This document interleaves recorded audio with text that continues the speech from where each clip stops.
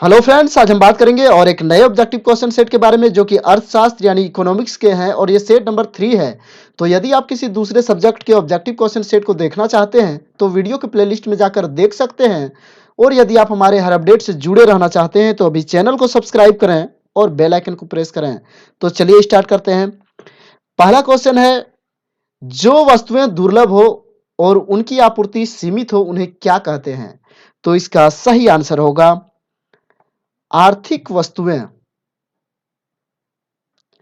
अर्थतंत्र में ज्ञान, तकनीकी कुशलता, शिक्षा आदि को क्या माना जाता है? तो इसका सही आंसर होगा मानव पूंजी।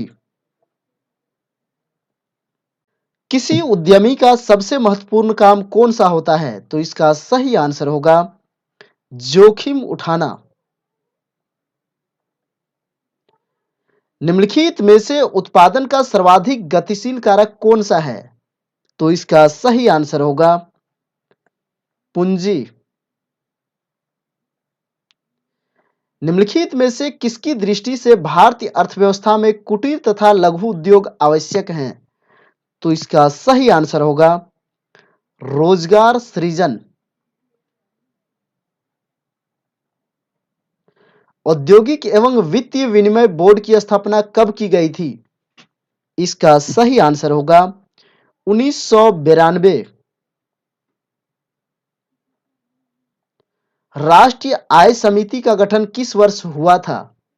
इसका सही आंसर होगा 1949 को।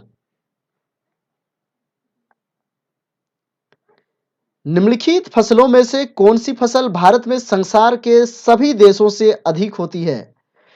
इसका सही आंसर होगा गन्ना। भारत प्रमुख आयातक है, तो इसका सही आंसर होगा दलहनों का और तिलहनों का, यानी इसमें से दोनों।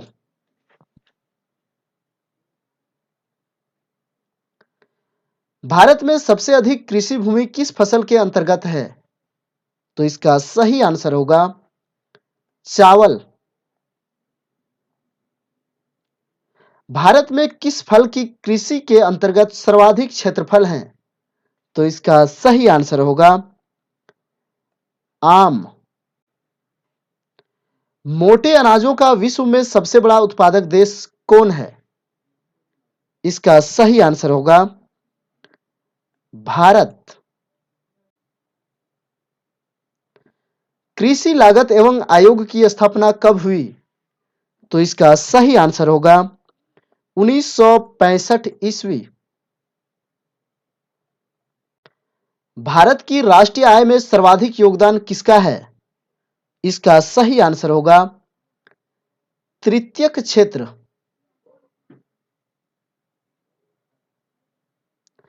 भारत की राष्ट्रीय आय में किस क्षेत्र का सबसे कम योगदान है?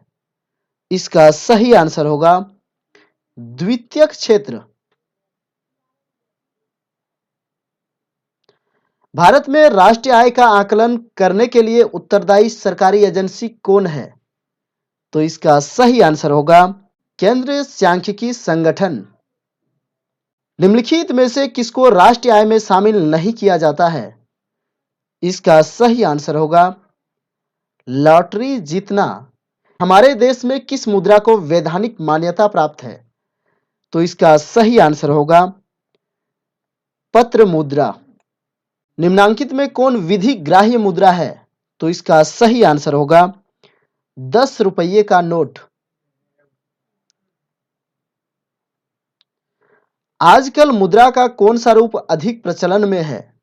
तो इसका सही आंसर होगा पत्र मुद्रा। इसमें से कौन मुद्रा के कार्य नहीं है?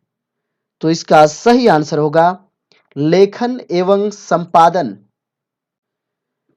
निम्नलिखित में से कौन सा एक साधन केंद्र सरकार के राजस्व का स्रोत नहीं है? तो इसका सही आंसर होगा कृषि आयकर। गैर योजना खर्च का सबसे महत्वपूर्ण मद कौन सा है? तो इसका सही आंसर होगा ब्याज भुगतान। संपदा कर भारत में पहली बार किस वर्ष से लागू किया गया? तो इसका सही आंसर होगा 1957 में। संशोधित मूल्य वर्धित कर का संबंध है, तो इसका सही आंसर होगा उत्पाद शुल्क। भारत में गरीबी हटाओ का नारा किस पंचवर्षीय योजना के अंतर्गत दिया गया था? इसका सही आंसर होगा 5वीं। राष्ट्रीय विकास परिषद का पदेन सचिव कौन होता है? तो इसका सही आंसर होगा योजना आयोग का सचिव। प्रथम वित्त आयोग के अध्यक्ष थे, तो इसका सही आंसर होगा के.सी. नियोगी। भारत में वित्त आयोग के गठन का प्रावधान संविधान के किस अनुच्छेद में वर्णित है? तो इसका सही आंसर होगा अनुच्छेद 280। मौलिक अधिकारों को लागू करने के लिए रिट जारी की जाती है, तो इसका सही आंसर होगा उच्चतम न्यायालय द्वारा। भारत में योजना आयोग का गठन किस वर्ष किया गया था?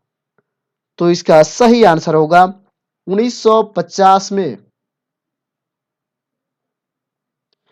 किस धातु का मुद्रा के रूप में सर्वाधिक प्रयोग हुआ है? इसका सही आंसर होगा चांदी और सोना। नरसिंहम रिपोर्ट का संबंध किसके पुनर्गठन से है? तो इसका सही आंसर होगा बैंकिंग संस्थान। भारत में विदेशी मुद्रा का सर्वाधिक भाग खर्च होता है, तो इसका सही आंसर होगा पेट्रोलियम के आयात पर। अवमूल्यन के उद्देश्य की ओर संकेत करता है, तो इसका सही आंसर होगा निर्यात प्रोत्साहन। भुगतान संतुलन के विपरीत होने की दशा में निम्नलिखित में से कौन सा कदम स्थिति सुधारने में सहायक होगा? तो इसका सही आंसर होगा अवमूल्यन। भारत का सबसे पुराना स्टॉक एक्सचेंज कौन सा है? तो इसका सही आंसर होगा बंबई स्टॉक एक्सचेंज। भारत में चालू मूल्यों पर प्रति व्यक्ति न्यूनतम आय वाला राज्य कौन है? तो इसका सही आंसर होगा बिहार। तो फ्रेंड्स, अभी के लिए बस इतना ही। वीडियो अच्छा लगे तो वीडियो को लाइक करें, चैनल को सब्सक्राइब करें। जय हिंद, वंदे मातरम।